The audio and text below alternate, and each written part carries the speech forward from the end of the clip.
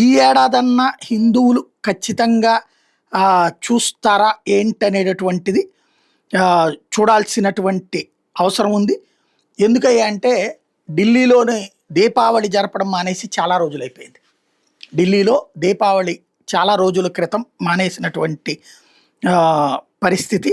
ఎందుకయ్యా అంటే ప్రతి ఏడాది కూడా బాణాసంచా కాల్చుకోవడం అన్నటువంటిది సిచ్యుయేషన్, దానికి బ్యాన్ పెట్టడం జరిగిపోతుంది. ఉట్టి దీపాలు వెలిగించేసి పండగ చేసుకుంటున్నటువంటి సిచ్యుయేషన్.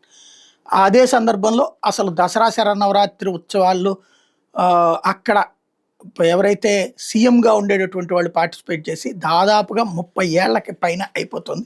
ఏదైతే గతంలో కాంగ్రెస్ పార్టీ షీలా దీక్షిత్ ఉన్నప్పటి నుంచి కూడా మానేసినటువంటి పరిస్థితి. ఆ తర్వాతన కేజ్రీవాల్ వచ్చాక కూడా ఈ దసరా ఉత్సవాలు ఎట్లాంటి అతను కమ్యూనిస్ట్ ఐడియాలజిస్ట్ కాబట్టి చెయ్యడు.